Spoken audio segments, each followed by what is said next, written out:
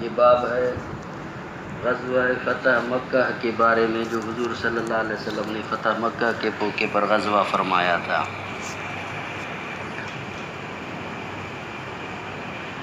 وحاطب بن ابی بلتہ وما بعث حاطب بن ابی بلتہ الی اہل مکہ یخبرہم بغزو النبی صلی اللہ علیہ وسلم، اور جو حضرت حاطب بن ابی بلتہ رضی اللہ تعالیٰ عنہ نے اہلیان مکہ کی طرف خط بھیجا تھا، بتلا رہے تھے ان کو حضور صلی اللہ علیہ وسلم کے غزوے کے بارے میں۔ یہ حدیث پہلے بھی گزر چکی ہے۔ یہ حضرت حاطب بن ابی بلتہ رضی اللہ تعالیٰ عنہ نے اس طرح مشرکین مکہ کو حضور صلی اللہ علیہ وسلم کے ارادے مبارک سے باخبر کیا تھا، اطلاع کیا تھا، لیکن اشارے کنائے میں توریہ کے ساتھ صاف نہیں بتلایا تھا ان کو۔ جو بھی تھا بہرحال حضور صلی اللہ علیہ وسلم کو اس کا اطلاع ہو گیا۔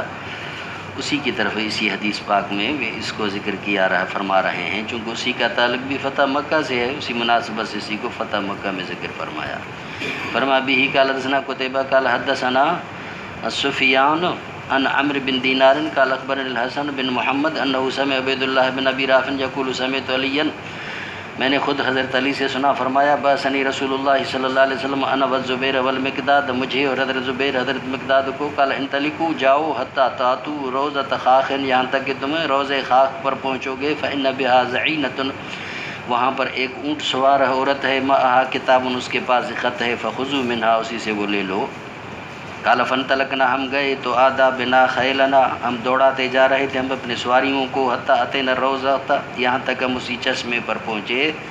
فاذا نحن بالزعینۃ، اچانک ہم نے ایک گھوڑے اونٹ سوار کو دیکھا، قلنا آخر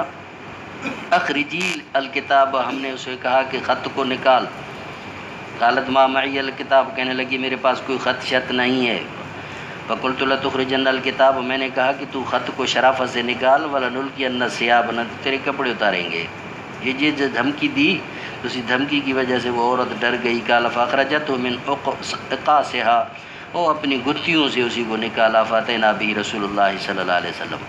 فاذا فیہ من حاطب بن ابی بلتہ، اسی میں حضرت حاطب بن ابی بلتہ نے الی ناس من مکہ من المشرکین، وہ مکے کے کچھ لوگوں کو بتلانا چاہتے تھے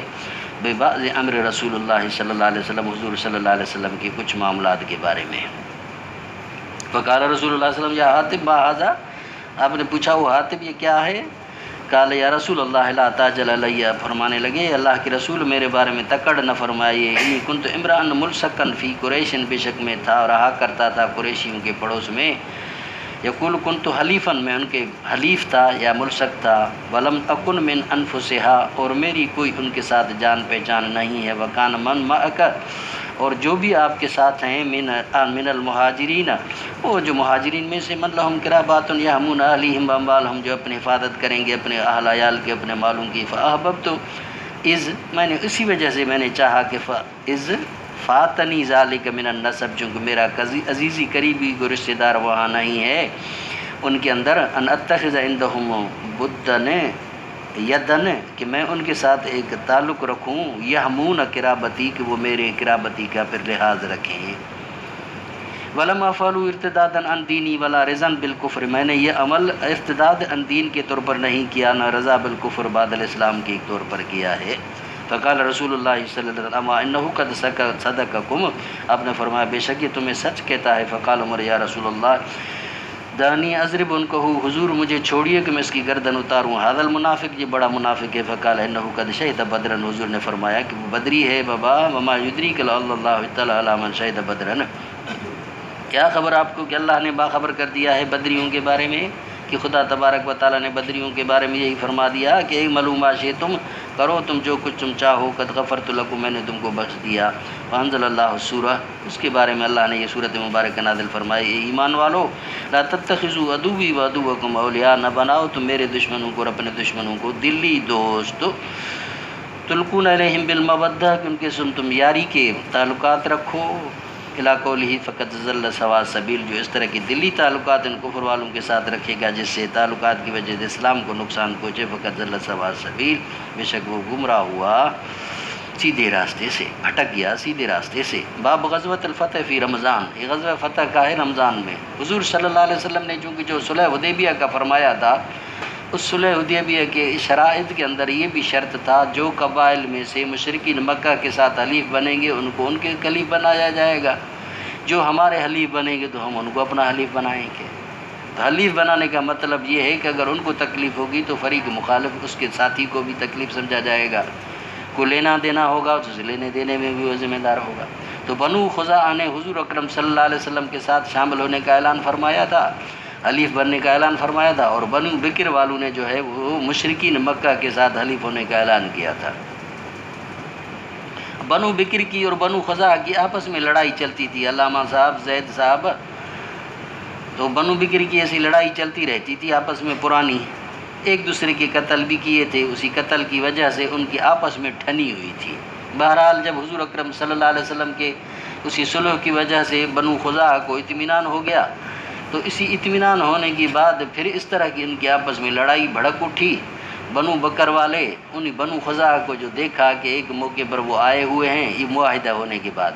حلیف بننے کے بعد، ایک دیکھا کہ اب اس طرح آئے ہوئے ہیں تو ان پر حملہ کر دیا، لیکن حملہ جو کیا وہ باہر کیا، پھر ان کو حملہ کرتے کرتے حرم کے اندر بھی ان کو آ کر مارنے کے لیے آ گئے۔ اتنی انہوں نے بے ادبی کی کہ حرم کے اندر بھی انہیں بنو خزاعہ کو انہوں نے قتل کیا، یہاں تک کہ بعض روایت میں گھر میں بھی ان کو جا کر اس کو قتل کیا۔ تو یہ بات جب حضور صلی اللہ علیہ وسلم تک پہنچی وحی الہی کے ذریعے، یا بنو خزاعہ کا ایک وفد گیا حضور صلی اللہ علیہ وسلم کی خدمت میں، اس نے حضور صلی اللہ علیہ وسلم کو جا کر پوری صورتحال بتائی اور دہائی دی حضور کو کہ حضور آپ ہماری مدد فرمائیں، ان ظالموں نے ہمارے ساتھ یہ ظلم کیا ہے کہ ہمارے آدمی جو چشمے پر بے خبر بیٹھے ہوئے تھے ان پر حملہ کیا، پھر ہمارے ساتھیوں نے جب ان سے بھاگنے کی کوشش کی اور مکے میں جا کر رہے، مکے میں جا کر ایک گھر میں پناہ لی تو اسی گھر میں ان کو انہوں نے قتل کر دیا۔ حضور صلی اللہ علیہ وسلم نے مشرکین مکہ کے پاس پیغام بھیجا کہ بھائی تم جو ہے اسی بنو خزاعہ کا جو تم لوگوں نے ناحق اس کو قتل کیا ہے اسی کی دیت ادا کرو، ایک بات یہ ہے، اور دوسری بات یہ ہے کہ تم اگر یہ چیز نہیں کر سکتے پھر اس صورت میں تم بنو بکر سے لا تعلقی کا اعلان کرو، ہم اگر ان کے ساتھ نمٹیں تو تم اسی کسی قسم کا تعاون تم بنو بکر کا نہ کرو۔ انہوں نے اس کا بھی انکار کر دیا۔ تیسری آپ صلی اللہ علیہ وسلم نے یہ تجویز رکھی، اگر تم یہ دونوں چیزیں نہیں کر سکتے پھر اس صورت میں جو تمہارا اور ہمارا معاہدہ ہوا ہے پھر آج سے تمہارا اور ہمارا معاہدہ ختم۔ جب حضور صلی اللہ علیہ وسلم کا قاصد مشرکین مکہ کے پاس گیا، تینوں صورتیں ان مشرکین مکہ کے سامنے رکھی، تو جذباتی قسم کے جو نوجوان تھے انہوں نے کہہ دیا کہ ہمیں آخری صورت قبول ہے، یعنی معاہدہ ختم ہے۔ جیسے انہوں نے ختم کر دیا، ختم کرنے کے بعد وہ قاصد نے آ کر حضور صلی اللہ علیہ وسلم کو اطلاع کی کہ معاہدہ ختم ہو گیا۔ آپ صلی اللہ علیہ وسلم نے فرمایا اچھی بات ہے، معاہدہ ختم ہے تو معاہدہ ختم